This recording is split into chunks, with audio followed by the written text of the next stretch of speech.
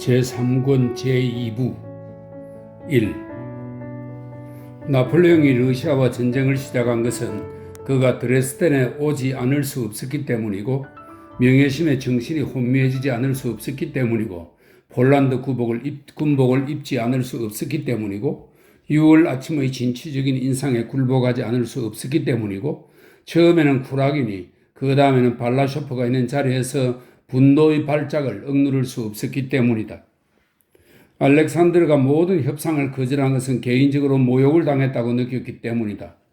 바르클라이 드 톨리가 최상의 방식으로 군대를 통솔하고자 애쓴 것은 의무를 수행하고 위대한 사령관이라는 명성을 얻기 위해서였다.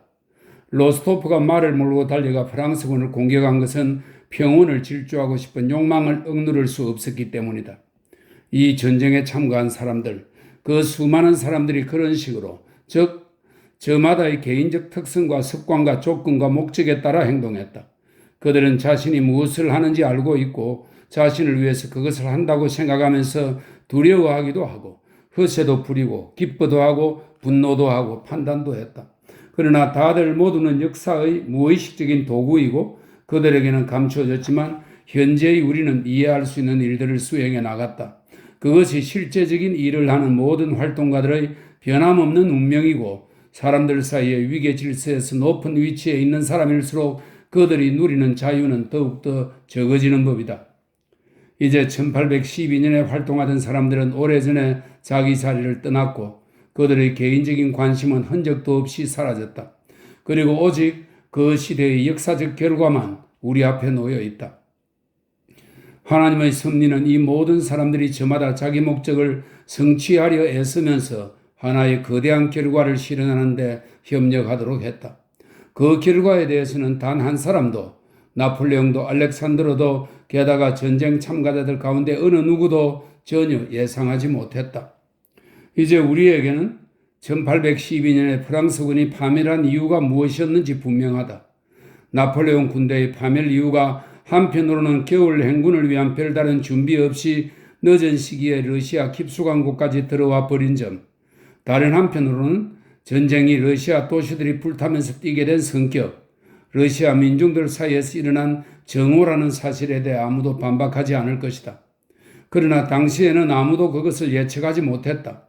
지금은 명백한 사실처럼 보이지만 최고 지휘관들이 이끄는 세계 최고의 80만 군대가 미숙한 지휘관들이 이끄는 미숙한 러시아 군대, 그것도 병력이 그 절반밖에 안 되는 러시아 군대와 충돌할 때 그 최고의 군대를 파멸로 이끌 방법은 오직 이길 뿐이라는 것을 아무도 이를 예측하지 못했을 뿐 아니라 러시아 쪽에서는 모든 노력이 계속해서 러시아를 구할 유일한 방법을 가로막은 것에 집중되어 있었으며 프랑스 쪽에서는 모든 노력이 이른바 전쟁의 천재라는 나폴레옹의 노련함에도 불구하고 여름이 끝날 무렵 모스크바까지 전선을 확대하는 것, 즉 자신들을 파밀로 몰고 갈 바로 그 일을 하는데 집중되어 있었다.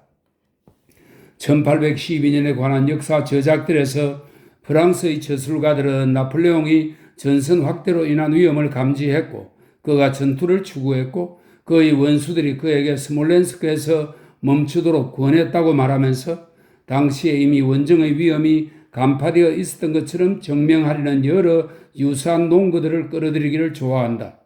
하지만 러시아의 저술가들은 나폴레옹을 러시아 깊숙이 유인하는 스키타이식 전쟁 계획이 원정 초반부터 존재했다고 말하기를 훨씬 더 좋아한다.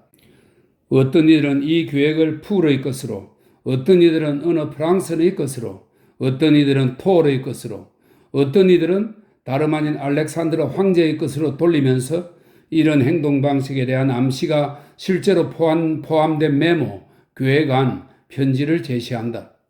그러나 이미 발생한 것에 대한 예견을 가리키는 이 모든 암시가 오늘날 프랑스 쪽과 러시아 쪽에서 모두 제시될 수 있는 것은 그저 사건이 그 암시들을 정당화해 주었기 때문이다. 사건이 일어나지 않았다면 그 암시들은 잊히고 말았을 것이다. 그와 정반대인 수천 혹은 수백만의 암시와 예상들이 당시에 널리 유행했지만 결국에는 그릇된 것으로 밝혀지면서 잊히고 만 것처럼 말이다. 진행 중인 각 사건의 결말에 대해서는 언제나 많은 예상이 따르기 마련이므로 사건이 어떤 식으로 끝나든 그때 내가 이렇게 될 거라고 말했잖아 라고 말하는 사람은 늘 존재한다.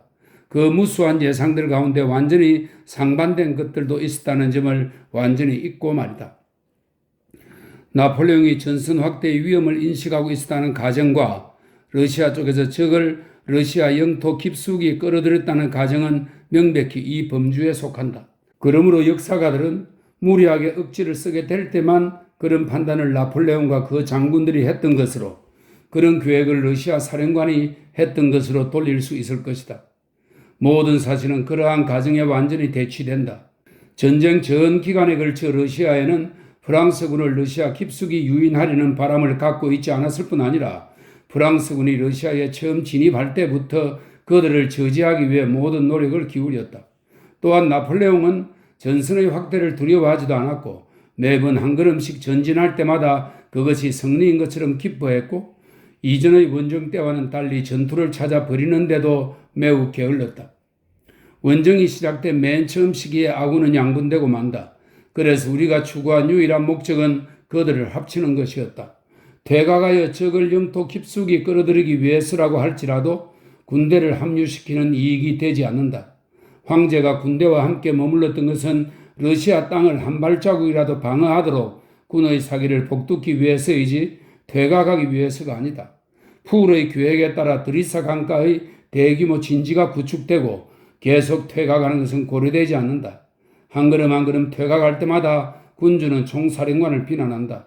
모스크바의 소각뿐 아니라 적들을 스몰렌스크까지 허용한다는 것은 황제로서는 상상조차 할 수 없는 일이다. 군대가 합류하고 있을 때 군주는 성벽 앞에서 싸움도 제대로 벌여보지 못하고 스몰렌스크가 함락되고 불탄 것을 분노한다. 군주는 그렇게 생각한다. 그러나 러시아 사령관들과 국민은 아군이 영토 깊숙이 퇴각하고 있다는 생각에 더욱더 붕괴한다. 나폴레옹은 러시아군을 양분한 후 영토 깊숙이 이동해 들어가고 몇 차례 전투할 기회를 놓친다. 8월 그는 스몰렌스크에 입성하고 어떻게 계속 진군할 것인가만 생각한다. 비록 오늘날 우리가 보다시피 그 진군은 그에게 파멸을 가져올 것임에도 말이다. 진실은 다음과 같은 점을 분명히 말한다. 나폴레옹은 모스크바로의 진군이 위험하다는 것을 예견하지 않았고 알렉산드로도 러시아 사령관들도 당시에는 나폴레옹을 유인하는 것은 생각지도 않았으며 오히려 정반대되는 것을 생각했다. 나폴레옹을 영토 깊숙한 곳으로 유인한 것은 누군가의 계획에 따라 일어난 것이 아니라 전쟁에 참가한 사람들의 복잡하기 짝이 없는 장난, 음모, 목적, 열망에서 일어난 것이며 그들은 장차 무슨 일이 일어날지 러시아를 구할 유일한 방도가 무엇인지 짐작도 못했다. 모든 것은 뜻하지 않게 일어난다. 군대는 원정 초기에 양분되었다. 우리는 전투를 벌이고 적의 진격을 막겠다는 명확한 목적을 품고 군대를 합치려 노력한다. 하지만 그처럼 합류하려고 노력하는 동안 병력이 훨씬 우세한 적과의 전투를 회피하고 자신들의 의지와 상관없이 날카로운 각을 이루어 퇴각하면서 우리는 프랑스인들을 스몰렌스크까지 이끌게 된다.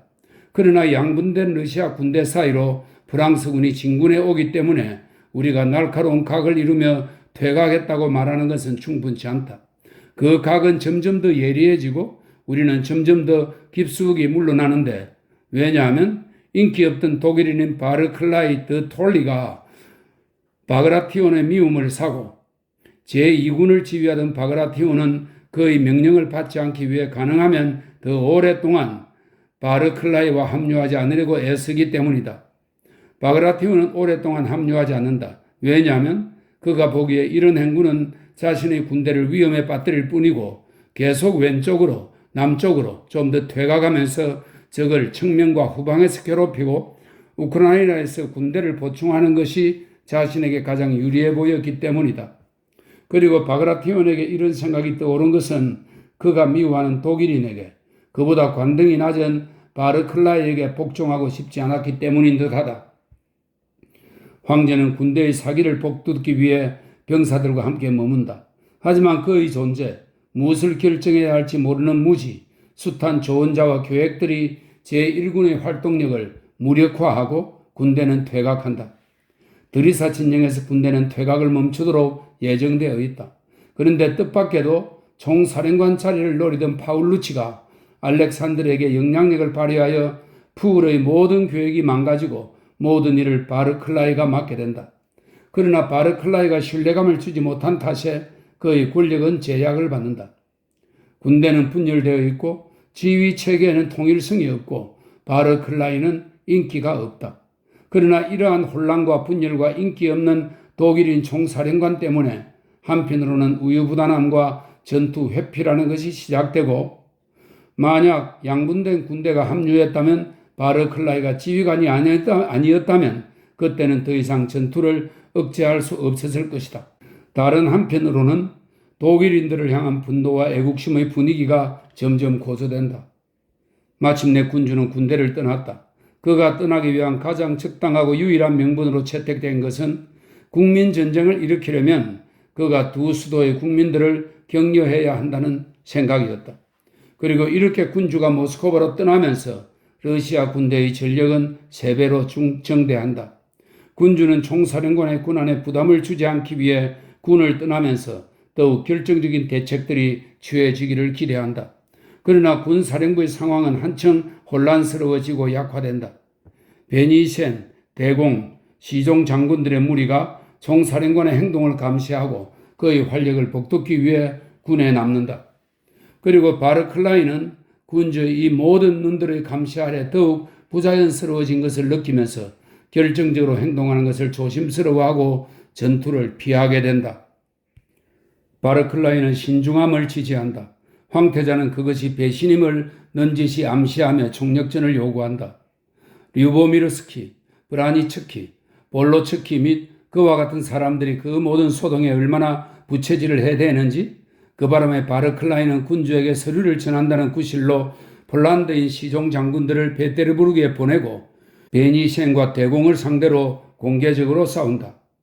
바그라테오는 결코 원하지 않았지만 양분된 군대들이 마침내 스몰렌스크에서 합류한다.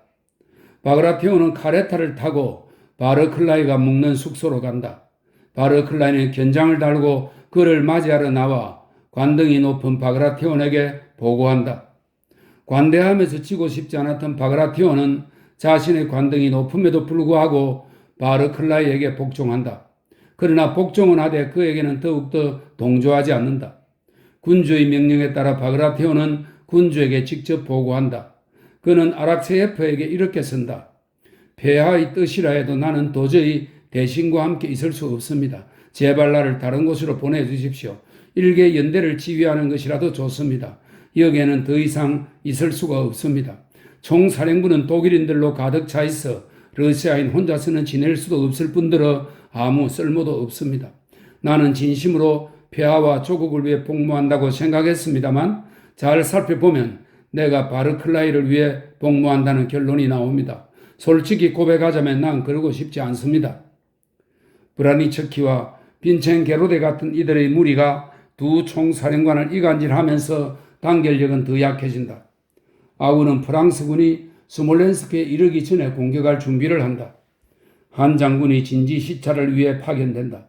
바르클라이를 미워하던 그 장군은 친구인 군단장을 찾아가고 그의 숙소에서 하루를 머물고 바르클라이에게 돌아와 자신이 보지도 않은 전투 예정지를 온갖 측면에서 비판한다.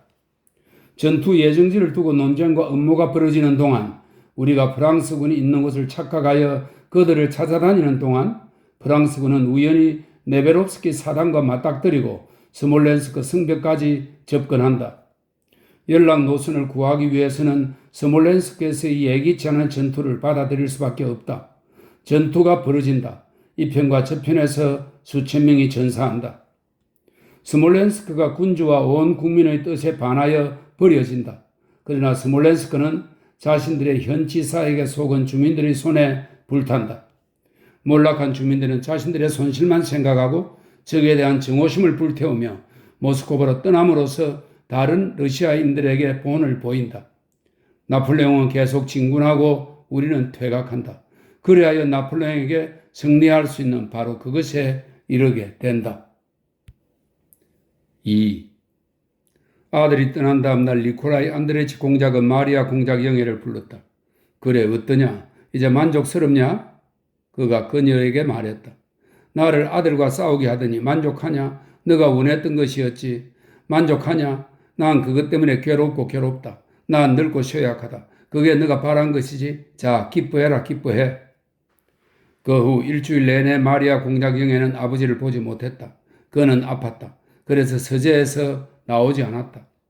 마리아 공작영애는 노공작이 입은 와병 중에는 마드모아젤 부리엔도 방에 들이지 않는 것을 알아차리고 놀랐다.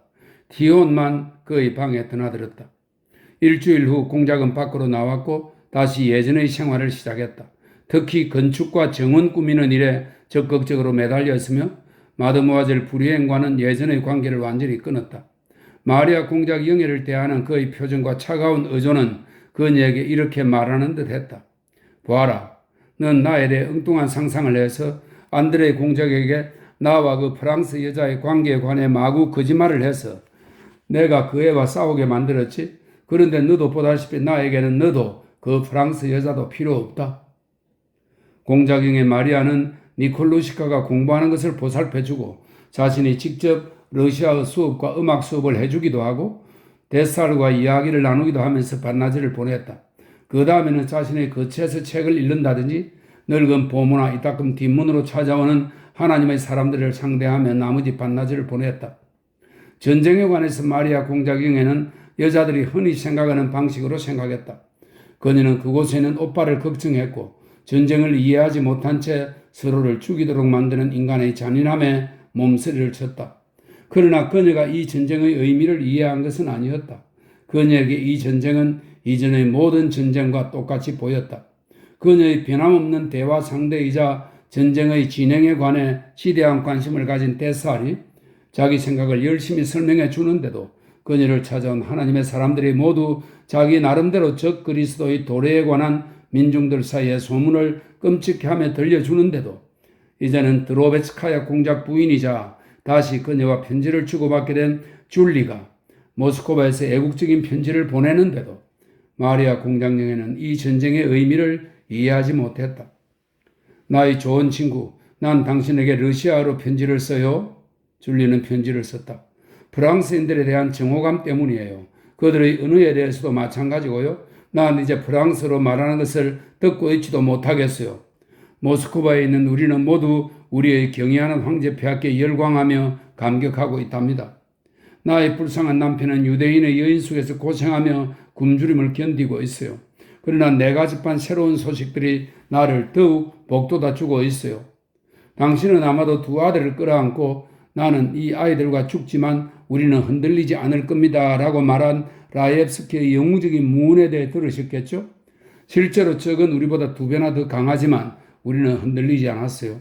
우리는 어떻게든 시간을 보내고 있어요. 하지만 전시에는 전시답게 보내야겠죠? 알리나 공작 영애와 소피는 온종일 나와 함께 있어요.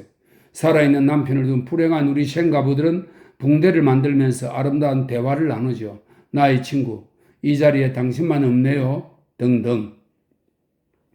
마리아 공작영애가 이 전쟁의 의미를 이해하지 못한 것은 노 공작이 전쟁에 대한 이야기를 전혀 하지 않고 전쟁을 인정하지도 않았고 식사 시간에 데살이 전쟁에 대해 이야기하면 그를 비웃었기 때문이다. 공작의 의조가 너무 침착하고 확신에 차 있었으므로 마리아 공작영애는 깊이 생각해 보지도 않고 그의 말을 믿었다. 7월 내내 노 공작은 지나칠 정도로 활동적이었고 심지어 활기차기까지 했다. 그는 정원을 하나 더 만들고 하인을 위한 새 건물을 짓기 시작했다. 마리아 공작영애를 염려하게 만든 한 가지는 그가 거의 잠을 자지 않는 데다 서재에서 잠자는 습관을 버린 후 매일 잠자리를 바꾼다는 점이었다. 회랑에 야전 침대를 펼치도록 명하기도 하고 소파나 응접실의 볼테르식 안락의자에 앉아 있기도 하고 마드모아젤 부리엔 대신 소년 페트루샤가 책을 읽어주는 동안 옷도 벗지 않고 꾸벅꾸벅 졸기도 하고 식당에서 밤을 새기도 했다. 8월 1일 안드레 공작으로부터 2번째 편지가 도착했다. 그가 떠난 직후에 온 첫 번째 편지에서 안드레 공작은 자신이 아버지에게 함부로 한 말에 대해 공손히 용서를 구하며 자신에게 그의 사랑을 되돌려달라고 청했다.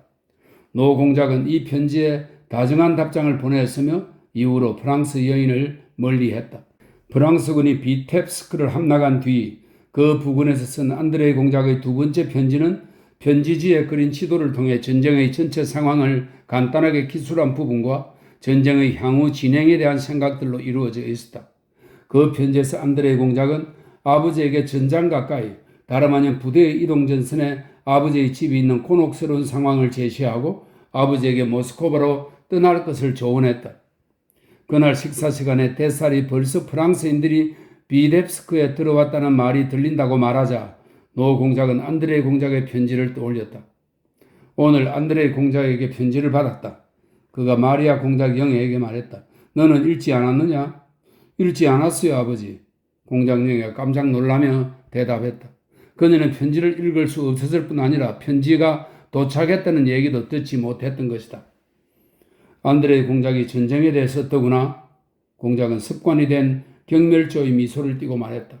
그는 현재 벌어지는 전쟁에 대해서는 언제나 그런 미소를 띠고 말했다. 틀림없이 매우 흥미로울 것 같습니다. 데살이 말했다. 공장님은 잘 알 수 있는 상황에 계시니. 아, 정말 흥미로운걸요? 마드모아젤 부리엔이 거들었다. 나에게 가져다 주시오. 노 공작이 마드모아젤 부리엔에게 말했다.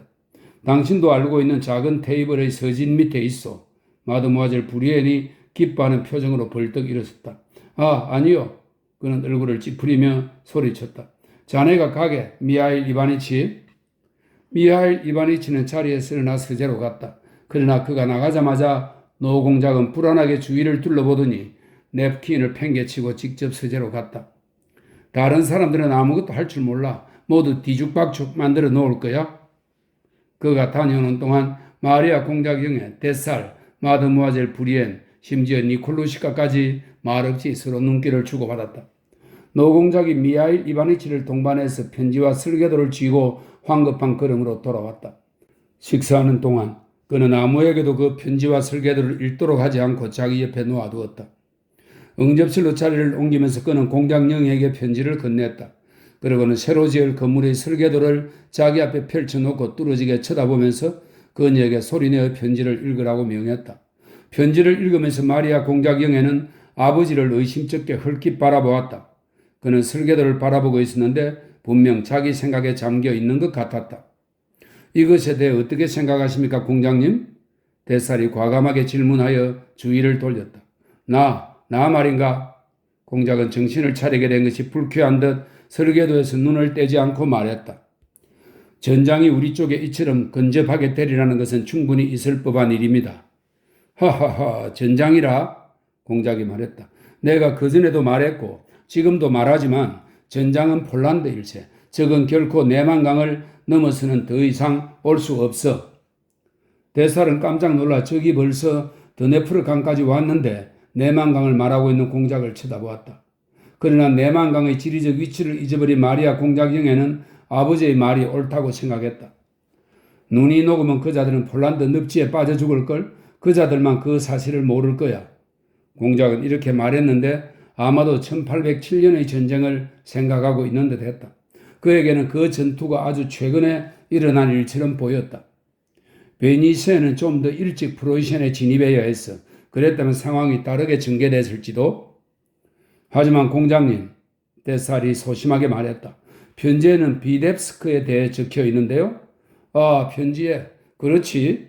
공작은 불만스럽게 중얼거렸다. 그렇지, 그래. 그의 얼굴이 갑자기 엄울한 표정을 띄었다. 그는 잠시 침묵했다. 그래. 안드레이 공작은 프랑스군이 격파되었다고 썼어. 어느 강에서 그랬다더라? 데살이 눈을 내리떴다. 공장님은 그런 일에 대해서는 전혀 쓰지 않으셨습니다. 그는 조용히 말했다. 쓰지 않았다고? 이런 내가 생각해낸 이야기는 아닌데. 모두들 오랫동안 침묵했다. 그래. 이보게 미하일 이바니치. 그가 갑자기 고개를 들고 설계도를 가리키며 말했다. 말해보게. 자네는 이걸 어떻게 변경하고 싶은가? 미하일 이바니치가 설계도가 놓인 쪽으로 다가갔다. 공작은 새로 지을 건물에 대해 그와 잠시 이야기를 나눈 후 화가 나서 마리아 공작 영애와 데살을 쏘아보고는 서재로 가버렸다. 마리아 공작 영애는 그녀의 아버지를 향한 데살의 황당하고 놀란 눈빛을 보았고 그의 침묵을 눈치챘다. 또 아버지가 응접실 테이블에 아들의 편지를 두고 간 것을 보고 충격을 받았다. 하지만 그녀는 뱃살에게 말을 건네 그가 당황하고 침묵한 이유를 묻기가 두려웠을 뿐 아니라 그것에 대해 생각하는 것도 두려웠다.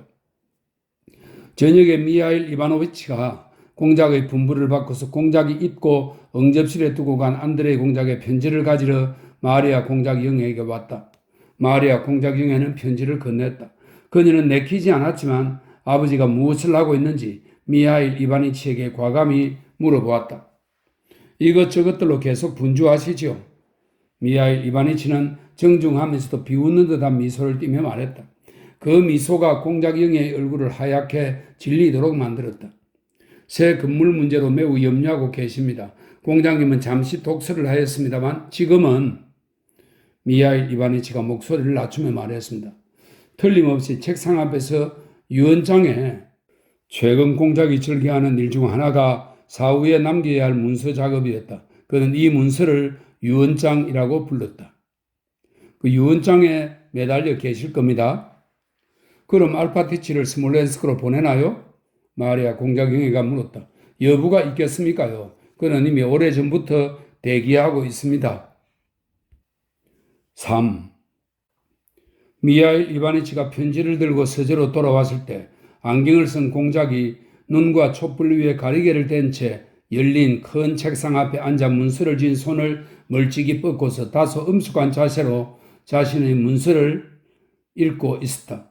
이 문서는 그의 사후에 군주에게 전해질 예정이었다. 미하일 이바니치가 들어왔을 때 그의 눈에는 지금 읽고 있는 문서를 쓸 당시에 대한 추억의 눈물이 어리어 있었다. 그는 미하일 이바니치 손에서 편지를 넘겨받아 호주머니에 넣고 서류를 정리한 다음 이미 오래전부터 기다리고 있던 알파티치를 불러들였다. 그가 쥔 종이 쪽지에는 스몰렌스크에서 구입해야 할 물품들이 적혀 있었다. 그는 문 앞에서 기다리던 알파티치 옆을 지나 방 안을 계속 돌아다니며 지시를 내리기 시작했다. 첫 번째, 편지지. 듣고 있냐? 8묶음이야. 여기 견본이 있네. 금태를 두른 것. 견본대로 이것과 똑같은 걸 구해봐. 바니시 봉납, 미하일 이바니치의 목록에 적힌 대로야? 그는 방안을 걷다가 메모장을 헐기 보았다. 그런 다음 현 지사에게 등록에 관한 편지를 직접 건네게. 그 다음에는 새 건물의 문에 달 반드시 공작의 모양을 직접 고안한 빗장이 필요했다. 그 다음에는 유언장을 보관하는 장정된 상자를 주문해야 했다. 2시간 넘게 알파티치에게 계속 지시가 내려졌다. 공작은 여전히 그를 놓아주지 않았다. 그는 자리에 앉아 생각에 잠기더니 이내 눈을 감고 졸기 시작했다. 알파티치가 부스럭댔다. 나가. 필요한 게 있으면 부르겠네. 알파티치가 나갔다. 공작은 다시 큰 책상으로 다가가 안쪽을 들여다보았다. 그러고는 한 손으로 자신의 문서를 만지작거리다가 다시 큰 책상의 뚜껑을 닫고 현 지사에게 편지를 쓰기 위해 책상 앞에 앉았다. 그가 편지를 봉인하고 일어났을 때는 이미 꽤 늦은 시각이었다. 잠을 자고 싶었다. 그러나 잠이 오지 않으리라는 것, 불쾌하기 짝이 없는 생각들이 자신의 침상에 찾아들이라는 것을 알았다.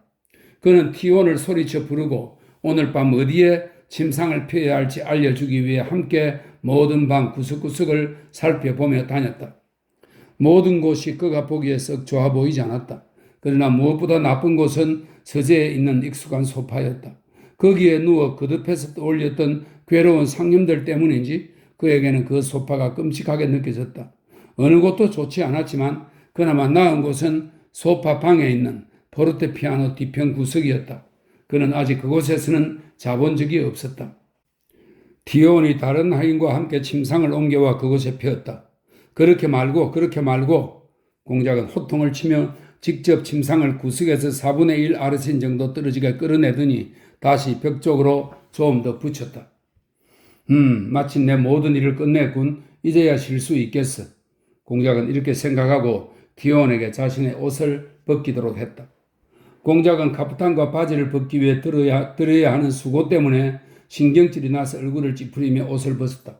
그러고는 침대에 털썩 주저앉았고 자신의 앙상하고 누런 두 발을 멸시하듯 쳐다보며 생각에 잠긴 듯 했다. 그러나 생각에 잠긴 것이 아니었다. 그 두 발을 들어 침대 위로 몸을 옮겨야 하는 눈앞에 놓인 난관 앞에서 주저하고 있었던 것이다. 참으로 괴롭구나. 좀 더 빨리 이 고생이 끝났으면. 그럼 너희도 날 놓아줄 텐데. 그는 생각했다. 그는 입술을 악 다물고 그 노력을 20번 정도 했고 마침내 누웠다. 그런데 자리에 눕자마자 갑자기 침대 전체가 힘겹게 숨을 내쉬며 밀치는 것처럼 그의 밑에서 앞뒤로 일정하게 규칙적으로 움직이기 시작했다. 그것은 그에게 거의 매일 밤 일어나는 일이었다. 그는 막 감기려던 눈을 뜨고 말았다. 쉴 수가 없어 제기랄. 그는 누군가에게 노해서 중얼거렸다. 맞아, 그렇지. 아직 중요한 것이 남았어. 밤에 침대에서 버리고 남겨둔 매우 중요한 무언가가 있었지. 빗장이든가? 아니야, 그것에 대해서는 벌써 말해주었지. 아니, 응접실에 있는 무엇이었어. 마리아 공장장이가 뭐라고 짓거렸는데? 뱃살이 그 멍청이가 무슨 말을 했어. 호주머니에 무언가가 있었는데 기억이 안 나는군. 피시카, 식사 때 우리가 무슨 얘기를 했지? 공장님에 대한 얘기입니다, 미하일. 입 다물라니까? 공장은 한 손으로 테이블을 탁 내리쳤다. 그렇지, 맞아. 안드레 공장의 편지야. 공장 영예가 그걸 읽었지. 뱃살이 비텝스크에 대해 뭐라고 말했는데 지금 읽어봐야겠군? 그는 호주머니에서 편지를 꺼내오고 레모나이드와 나선형의 밀랍양초 한자라고 놓인 작은 테이블을 침대 가까이 붙여놓도록 명했다. 그러고는 안경을 쓰고 편지를 읽기 시작했다. 밤의 정적 속에서 녹색 램프 가다리 비치는 흐릿한 불빛에 편지를 읽고 나서야 그는 처음으로 그 의미를 이해할 수 있었다. 프랑스군이 비텝스크에 있군. 나흘 동안 행군하면 스몰렌스크에 당도하겠음. 어쩌면 벌써 도착했는지도 모르지. 티시카, 디온이 벌떡 일어섰다. 아니야, 필요 없어. 아무것도 아니야. 그가 소리쳤다. 그는 편지를 촛대 밑에 감추고 눈을 감았다. 그러자 도나우강 빛나는 정오, 갈대 러시아군의 진영이 떠올랐다.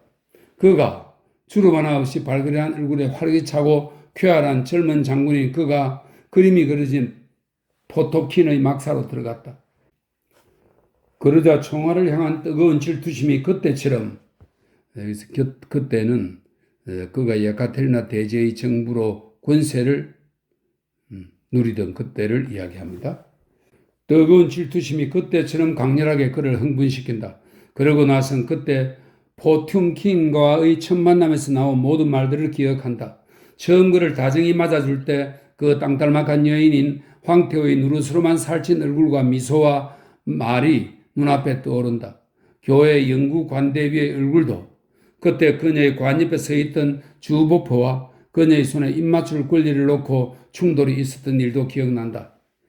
자, 어서 그 시절로 돌아가면 좋겠군. 지금은 이 모든 것이 빨리 끝났으면 저들이 날 영원한 안식 속에 내버려 둘 수 있도록 말이야.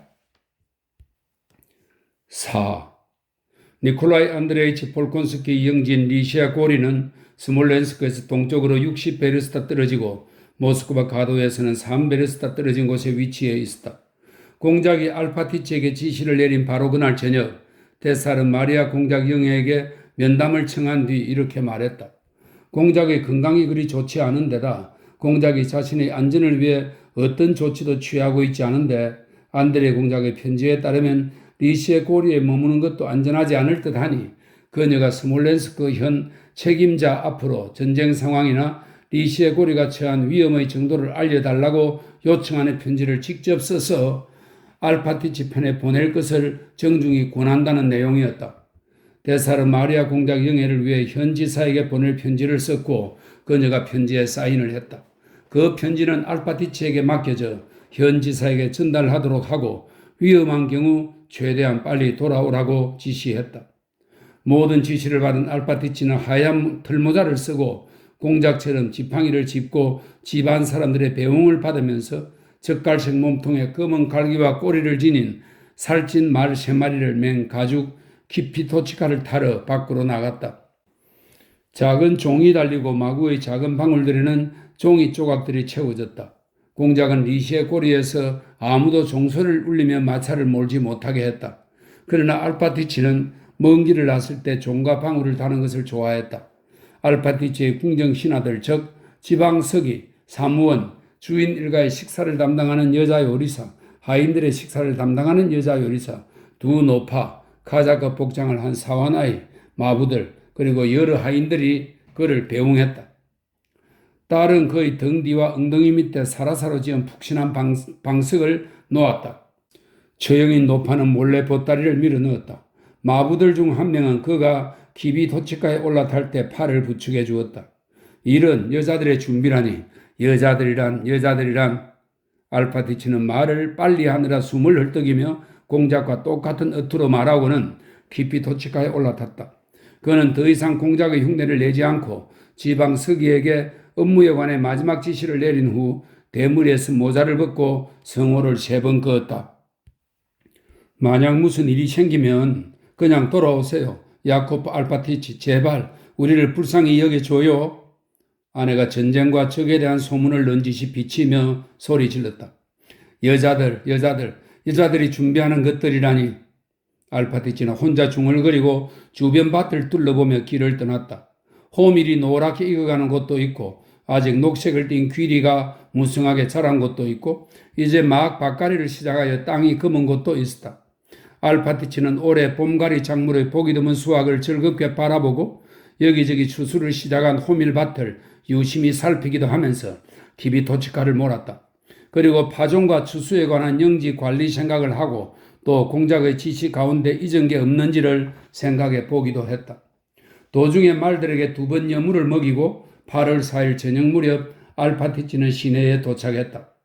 알파티치는 중간에 수송 대열과 부대를 마주치기도 하고 앞지르기도 했다.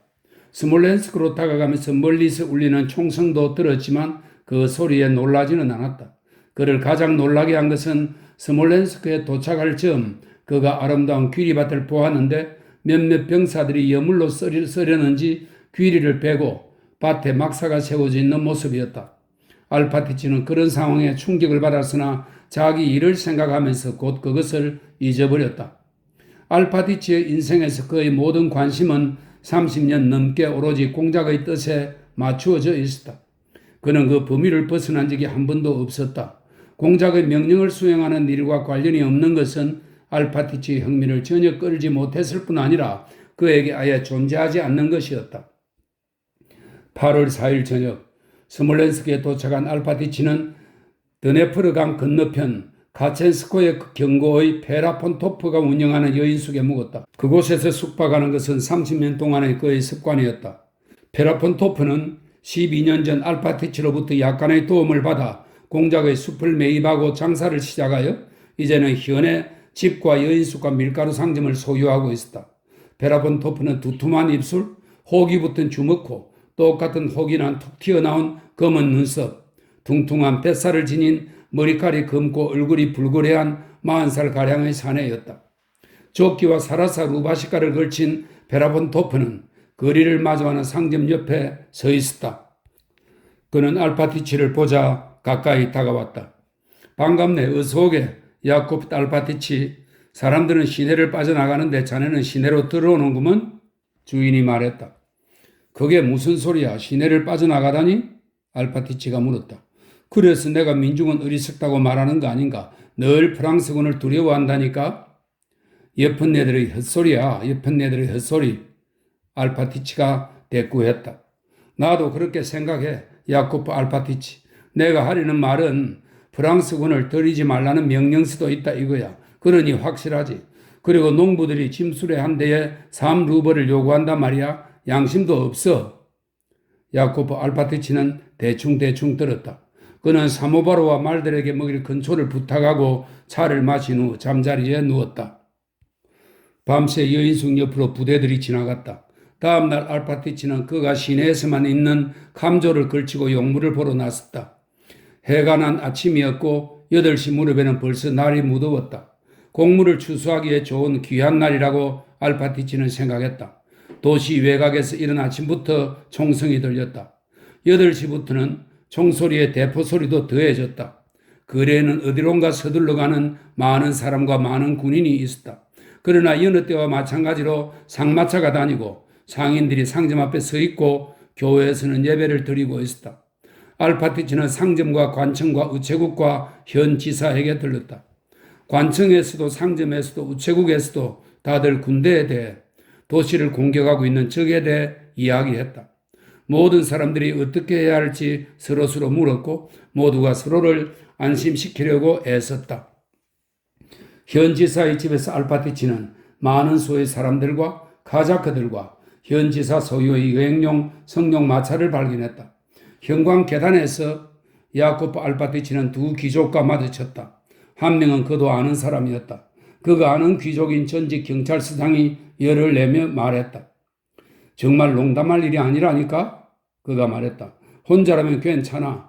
한 명이라면 그냥 혼자 불행해도 돼.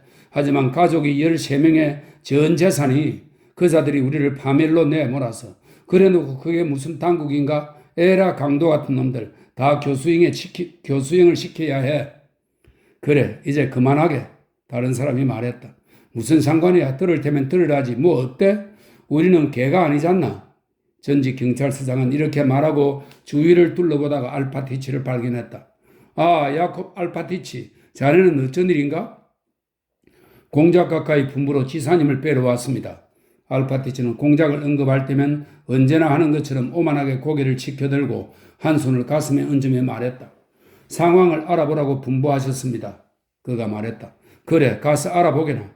지주가 소리쳤다. 그자들이 짐수레한테 못 구할 지경으로 만들었어. 아무것도 없어. 방금 저 소리 들리나? 그가 총성이 들려오는 방향을 가리키며 말했다. 그자들 때문에 다들 망했네. 강도놈들. 그는 또 한 번 이렇게 말하고는 현관 계단을 내려갔다. 알파티치는 고개를 저으며 계단을 올라갔다. 대기실에서는 상인들과 여자들과 관리들이 말없이 서로 눈치를 보고 있었다. 집무실 문이 열리자 모두들 자리에서 일어나 앞으로 다가갔다. 한 관리가 문 밖으로 나와 상인과 이야기를 주고받더니 목에 십자가를 건 뚱뚱한 관리를 큰 소리로 불러 따라오게 하고 분명 자신에게 쏠린 모든 시선과 질문들을 피하려는 듯 문 뒤로 사라졌다. 알파티치는 앞쪽으로 걸어갔다. 그리고 그 관리가 다시 나왔을 때 단추를 채운 프로코트 안쪽에 한 손을 집어넣은 채 편지 2통을 건네며 말을 건넸다. 육군대장 볼콘스키 공장님께서 아시 남장님께 전하라고 하셨습니다. 그가 어찌나 엄숙하고 의미심장하게 보고하는지 관리도 그를 돌아보며 편지를 받아들었다. 몇 분 후에 현 지사가 알파티치를 안으로 들어오도록 했고 다급하게 그에게 말했다. 공장님과 공작형에게 보고드리게 나는 아무것도 몰랐다. 상부의 지시대로 했을 뿐이라고 말일세. 여기 그는 알파티치에게 종이 한 장을 건넸다. 하지만 공장님의 건강이 아주 좋지 않으니 내 조언은 그분이 모스코바로 가시라는 것이네. 나도 곧 떠날 거야. 그렇게 보고드리게. 그러나 현지사는 말을 마칠 수가 없었다. 흙먼지로 뒤덮이고 땀으로 흠뻑 젖은 장교가 뛰어들어와 프랑스어로 무언가 말하기 시작했다. 현지사의 얼굴에 공포가 나타났다. 나가게나. 그는 알파티치에게 고개를 끄덕이고 말한 후 장교에게 무언가에 관해 묻기 시작했다. 그가 현지사의 집무실을 나오자 탐욕스럽고 겁에 질리고 의지할 것 없는 이들의 눈길이 알파티치에게 쏠렸다. 이제는 가까이에서 그리고 점점 더 커지는 총성에 자기도 모르게 귀를 기울이며 알파티치는 서둘러 여인 속으로 갔다. 현지사가 알파티치에게 건넨 종이에는 다음과 같은 글이 쓰여 있었다. 스몰렌스크는 아직 어떤 작은 위험도 닥치지 않았음을 당신께 분명히 말씀드리는 바입니다. 이 도시가 어떤 위험을 받는 일은 아마 없을 겁니다. 스몰렌스크 앞에서 합류하기 위해 나는 이쪽에서 바그라테온 공작은 반대편에서 이동하는 중입니다. 합류는 22일에 이루어질 예정입니다. 양 군대의 연합은 그 병사들이 조국의 적을 무찌를 때까지 아니면 용맹한 병사들의 마지막 한 명이 전멸할 때까지 귀하가 맡은 현의 동포들을 지킬 것입니다. 이로부터 귀하는 당신에게 스몰렌스크 주민을 안심시킬 충분한 권한이 있음을 알게 될 것입니다. 왜냐하면 이토록 용맹한 두 부대의 보호를 받는 사람은 부대들의 승리를 확신할 수 있을 것이기 때문입니다. 바르클라이 드 톨리가 스몰렌스크 현 지사 아시 남작에게 보내는 지령서 1812년. 사람들은 불안하게 거리를 배회했다. 가정용 식기, 의자, 장롱 등을 잔뜩 쌓아올린 짐수레가 끊임없이 저택들의 대문을 빠져나와 거리를 지나갔다. 베라폰토프의 옆집에는 집마차가 여러 대 서 있고 안악들이 작별 인사를 나누며 울음을 터뜨렸다. 앞마당을 지키는 개 한 마리가 마차에 매인 말들 앞에서 킁킁 짖으며 빙글빙글 돌았다. 알파티치는 평소 그릇보다 빠르게 앞마당으로 들어가 자신의 말들과 집마차가 있는 헛간 쪽으로 곧장 갔다. 마부는 자고 있었다. 알파티치는 마부를 깨워 말을 집마차에 매라고 지시한 후 현관방으로 들어갔다. 여인숙 주인의 살림집에서 아이의 울음소리와 여자의 통곡소리와 페라펀토프의 격분한 목신 고함 소리가 들렸다. 알파티치가 들어서자 현관방에 있던 여자 요리사가 놀란 암탉처럼 바들바들 떨고 있었다. 죽을 정도로 때렸어요. 안주인을 패했다고요. 어찌나 두들겨 패고 어찌나 끌고 다니든지. 뭐 때문에? 알파티치가 물었다.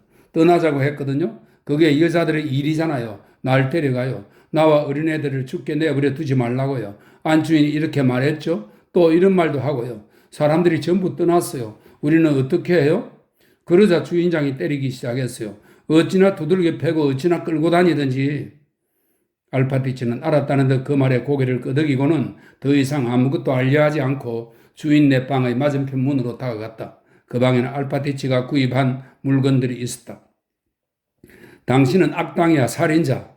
그때 마르고 창백한 여자가 아이를 손에 안고 머리 수건이 벗겨진 채 문 밖으로 뛰쳐나오더니 앞마당으로 난 계단을 뛰어내려가며 소리쳤다. 페라폰토프가 뒤따라 나왔다. 알파티치를 본 그는 조끼와 머리카락을 똑바로 했고 하품을 하면서 알파티치를 따라 방으로 들어갔다. 벌써 떠나려고? 그가 물었다. 알파티치는 그 질문에 대꾸도 하지 않고 여인숙 주인을 돌아보지도 않고 자신이 산 물건들을 일일이 확인하면서 숙박료로 얼마를 지불해야 하는지 물었다. 계산을 해보세. 그런데 현 지사에게는 다녀왔나? 페라폰토프가 물었다. 어떻게 결정이 났던가? 알파티치는 현 지사가 결정적인 것은 아무것도 말해주지 않았다고 대답했다. 우리에게 일이 있는데 어떻게 떠나겠나? 페라폰토프가 말했다. 도로고부시까지 짐 수레한 데에 7루블씩 달라지 뭔가. 그러니 내가 양심도 없는 놈들이라고 하지. 그가 말했다. 셀리바노프 말이야? 그자도 목요일에 돈 좀 벌었지. 밀가루를 한 포대에 9루블씩 받고 군대에 팔았잖아. 어때? 차라도 마실까? 그가 이렇게 덧붙였다. 키위토치카에 말을 매는 동안 알파티치는 페라폰토프와 차를 마시면서 곡물 가격과 작황과 추수하기 좋은 날씨에 대해 이야기를 나누었다. 이제 잠잠해지기 시작했군. 페라폰토프가 세 잔째 차를 마시고는 자리에서 일어나며 말했다. 틀림없이 아군이 승리한 거야. 그 사람들이 적들을 들여놓지 않겠다고 했거든. 그 말은 곧 우리가 더 강하다는 거지. 사람들 말로는 마트베이 이바니치 플라토프가 적들을 말이나 강으로 몰아넣어 하루 만에 1만 8천 명을 익사시켰다고 하던데. 알파티치는 자신이 구입한 물품들을 모아서 방에 들어온 마부에게 건네고 여인숙 주인에게 셈을 치렀다. 대문가에서 밖으로 나서는 키피토치가 바퀴 소리, 말 발굽 소리, 방울 소리가 울렸다. 정오가 한참 지난 시간이었다. 거리의 절반은 그늘에 덮이고 나머지 절반은 햇살을 받아 강렬하게 빛났다. 알파티치는 창문을 헐기 쳐다보고 문으로 향했다. 갑자기 멀리서 무언가 휙하고 바람을 가르며 쿵 치는 이상한 소리가 들렸다. 그 뒤를 이어 대포 소리가 서로 뒤섞이며 둔탁한 소리를 냈고 그 소리에 유리창이 흔들렸다. 알파티치는 거리로 나왔다. 두 남자가 거리를 따라 다리 쪽으로 달려가고 있었다. 사방에서 씩씩하고 허공을 가르는 소리, 포탄 떨어지는 소리, 시내에 떨어진 유탄들이 터지는 소리가 들렸다. 하지만 그 소리들은 도시 밖에서 들려오는 대포 소리에 비하면 거의 들리지도 않는 편이었고 주민들의 관심을 끌지도 않았다. 그것은 4시가 지났을 때 나폴레옹이 도시를 향해 대포 130문의 포문을 열라고 명령하여 일어난 폭격이었다. 사람들은 처음에는 그 폭격의 의미를 이해하지 못했다. 유탄과 포탄 떨어지는 소리가 처음에는 다만 호기심을 불러일으켰다. 그때까지 헛간에서 통곡을 거치지 않던 페르판토프의 아내는 울음을 멈추었다. 그녀는 아이를 두 손에 안고 대문 쪽으로 나가 말없이 사람들을 쳐다보며 소리에 귀를 기울였다. 여자 요리사와 상점 주인도 대문으로 나갔다. 다들 가벼운 호기심으로 머리 위로 날아가는 포탄을 버리고 애를 썼다. 길 골목에서 몇 사람이 활기차게 이야기를 나누며 나타났다. 정말 강력한 걸? 한 사람이 말했다. 지붕이며 천장이 산산이 부서져 날아갔어. 돼지들이 땅을 파헤쳐 놓은 것 같아. 다른 사람이 말했다. 굉장해. 덕분에 힘이 불끈 솟더군. 그가 낄낄거리며 말했다. 다행이야. 벌쩍 뛰어 비켰잖아. 그렇지 않았으면 아마 자네는 포탄에 깔렸을 거야. 사람들이 그 두 사람에게 말을 걸었다. 그들은 잠시 멈춰 서서 어떻게 포탄이 자기들 바로 옆에 있는 집에 떨어졌는지 이야기했다. 그 사이 온갖 탄환들이, 때로는 빠르게 날며 어물한 소리를 내는 포탄들이, 때로는 경쾌한 휘파람 소리를 내는 유탄들이 사람들의 머리 위로 쉴 새 없이 날아들었다. 그러나 어떤 탄환도 가까이 떨어지는 것은 없었고 전부 멀리 날아갔다. 알파티치는 키피토치카에 올라탔다. 여인숙 주인은 대문가에 서 있었다. 뭐 볼 게 있다고? 그가 여자 요리사에게 소리를 질렀다. 붉은 치마를 입고 소매를 걷어붙인 그녀는 맨살이 드러난 팔꿈치를 흔들며 사람들의 이야기를 들으러 모퉁이로 다가가고 있었다. 정말 놀라워. 그녀는 계속 중얼거렸다. 하지만 주인의 목소리를 듣자 허리춤에 쑤시는 치맛자락을 끌어내리며 돌아왔다. 또다시, 그러나 이번에는 매우 가까이에서 마치 위에서 아래로 날아 내려오는 새처럼 무언가 쌩 하는 소리를 내더니 길 한가운데 불꽃이 번쩍였고 무언가가 터지며 길이 연기로 자욱했다. 악당 같은 년, 뭐하고 있는 거야? 주인이 여자 요리사에게 달려가며 소리쳤다. 그 순간 사방에서 여자들이 울부짖었고 어린아이가 겁에 질려 울음을 터뜨렸다. 사람들이 얼굴이 새하얗게 질려 말없이 여자 요리사 주위에 모여들었다. 그 무리에서 가장 또렷하게 들리는 것은 여자 요리사의 신음과 말소리였다. 오, 여러분, 친절한 분들, 절 죽게 내버려 두지 마세요, 친절한 분들. 5분 뒤 거리에는 아무도 남아있지 않았다. 유탄 파편이 허벅지에 박힌 요리사를 부엌으로 실어갔다. 알파티치와 마부, 페라폰토프의 아내와 아이들, 그리고 문지기는 지하실에 앉아 귀를 기울였다. 포탄의 둔탁한 소리, 탄환들이 슉슉 날아가는 소리, 또 그 모든 소리들을 압도하는 여자 요리사의 신음소리가 한순간도 그치지 않았다. 안주인은 아이를 어르고 달래면서 지하실에 들어오는 사람마다 거리에 남은 자기 바깥 주인은 지금 어디 있느냐며 조그만 소리로 애처롭게 물었다. 지하실에 들어온 상점 주인이 바깥 주인은 사람들과 함께 대교회로 갔다고 말했다. 그곳에서 기적을 일으키는 스몰렌스크의 이콘이 실려 나오고 있었던 것이다. 땅거미가 질무렵이 되었어야 포승이 잦아들기 시작했다. 알파티치는 지하실에서 나와 문가에 섰다. 조금 전까지 청명하던 저녁 하늘은 온통 연기에 가려져 있었다. 그리고 하늘 높이 뜬 초승달이 그 연기 사이로 기이하게 빛났다. 무시무시한 대포 소리가 잦아들자 도시의 정적이 드리워진 것 같았다. 그 정적을 깨는 것은 도시 전체에 자박자박 울리는 발소리, 신음소리, 멀리서 들려오는 비명소리, 불꽃이 튀는 소리뿐이었다. 이제 요리사의 신음소리도 잦아들었다. 양쪽에서 화재로 인한 검은 연기 기둥들이 솟아올랐다가 흩어졌다. 거리에는 무너진 개미 뚝에서 쏟아져 나온 개미들처럼 각양각색의 군복을 입은 병사들이 대열도 짓지 않은 채 사방에서 거끄나 뛰어다니고 있었다. 알파티치의 눈앞에서 그중 몇 명이 페라폰토폰의 앞마당으로 뛰어들어갔다. 알파티치는 대문 쪽으로 갔다. 어느 연대가 서둘러 후퇴하며 빽빽하게 길을 꽉 메웠다. 도시가 넘어갔소. 떠나세요. 떠나세요. 그를 알아본 장교 하나가 말하면서 적각 병사들을 향해 고함을 질렀다. 가옥 앞마당을 지나도 좋다. 그가 외쳤다. 알파티치는 목조 여인숙에 돌아와 큰 소리로 마부를 불러 출발하라고 명령했다. 알파티치와 마부를 뒤따라 페라폰토프의 식구들도 밖으로 나왔다. 그때까지 말이 없던 아낙네들은 서서히 깃들기 시작한 땅거미 사이로 이제야 보이는 연기와 심지어 화재의 불길을 발견하고 갑자기 슬피 울기 시작했다. 그 소리를 따라하듯 길 반대편에서도 똑같은 울음소리가 들렸다. 알파티치는 마부와 함께 처마 밑에서 떨리는 손으로 말의 엉킨 고삐와 가죽끈을 풀어 바로잡았다. 키피토치카를 몰고 대문 밖을 나서는 순간 알파티치는 빗장이 풀린 페라폰토프의 상점 안에서 10명 정도 되는 병사들이 큰 소리로 떠들며 자루와 배낭에 밀가루와 해바라기 씨를 퍼담는 것을 보았다.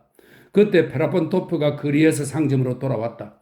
병사들을 발견한 그는 소리를 지르려다가 갑자기 그 자리에 우뚝 섰다. 그리고 머리칼을 움켜쥐더니 마치 흐느끼라도 하는 듯한 웃음소리로 웃기 시작했다. 전부 가져가시게 젊은이들, 악마들 손에 들어가지 않도록. 그는 자루를 움켜쥐고 길 쪽으로 내던지며 소리쳤다. 어떤 병사들은 놀라서 달아났고 어떤 병사들은 계속 자루와 배낭에 퍼담았다. 페라폰토프는 알파티치를 보자 이렇게 말했다. 끝났네, 러시아는. 그가 부르짖었다. 알파티치, 끝났어. 내 손으로 불을 지를 거야. 이제 끝이야. 페라폰토프는 앞마당으로 달려갔다. 거리에서는 병사들이 길을 꽉 메우며 끝없이 지나가는 바람에 알파티치는 길을 지나지 못하고 꼼짝없이 기다려야 했다. 페라폰토프의 아내와 아이들은 텔레가가 떠날 수 있도록 기대하며 그 위에 계속 앉아 있었다. 어느새 밤이 완전히 깊었다. 하늘에는 별이 떴고 초승달이 가끔씩 연기로 가려지기도 하며 빛나고 있었다. 병사들과 다른 승용 마차들이 대열해서 천천히 나아가던 알파티치와 안주인의 마차는 드네프르 강으로 이어지는 비탈길에서 멈춰야 했다. 마차들이 멈춰선 교차로에서 그다지 멀지 않은 골목에 집 한 채와 상점들이 불타고 있었다. 화재는 이미 다 타서 꺼지고 있었다. 불꽃이 때로는 잦아들며 검은 연기 속으로 자취를 감추기도 하고 때로는 갑자기 확 타올라 교차로에 서서 북적대는 사람들의 얼굴을 이상할 정도로 또렷하게 비추기도 했다. 불길 앞에서 사람들의 검은 형상이 가물거렸고 좀처럼 그치지 않는 불꽃 튀는 소리 사이로 사람들의 말소리와 비명소리가 들렸다. 마차에서 내린 알파티치는 마차가 금방 빠져나가기 어렵다는 것을 알고 화재를 구경하러 골목으로 돌아갔다. 병사들이 불길 주위를 끊임없이 오갔다. 알파티치는 두 병사와 거친 모직 코트를 입은 남자가 불이 붙은 통나무를 화재 현장에서 길 건너 이웃집 앞마당으로 끌고 가는 것을 보았다. 다른 사람들은 건초를 한아름씩 들고 갔다. 알파티치는 활활 타는 창고 맞은편에 서 있던 사람들 무리 쪽으로 다가갔다. 벽이 전부 불길에 쌓이고 뒷벽이 무너지고 판자 지붕은 내려앉기 시작하고 덜보가 불타고 있었다. 사람들은 지붕이 완전히 무너지는 순간을 기다리는 게 분명했다. 알파티치도 그것을 기다렸다. 알파티치! 갑자기 귀에 익은 목소리가 노인을 불렀다. 아, 카카! 알파티치는 순간 자신이 섬기는 젊은 공작의 목소리를 알아듣고 대답했다. 망토를 걸치고 검은 말에 올라탄 안드레이 공작이 무리들 뒤에 서서 알파티치를 바라보고 있었다. 자네가 어떻게 여기에 있나? 그가 물었다. 카카! 알파티치는 웅얼거리며 흐느끼기 시작했다. 우리는 이제 망한 겁니까? 아버님께서는 자네가 어떻게 여기에 있냐니까? 안드레이 공작이 거듭 물었다. 그 순간 불꽃이 환하게 타오르며 알파티치의 눈앞에 젊은 주인의 창백하고 기진한 얼굴을 비추었다. 알파티치는 어떻게 이 도시에 왔는지, 어떻게 이곳까지 간신히 빠져나왔는지 이야기했다. 카카, 우리는 망한 겁니까? 그는 다시 물었다.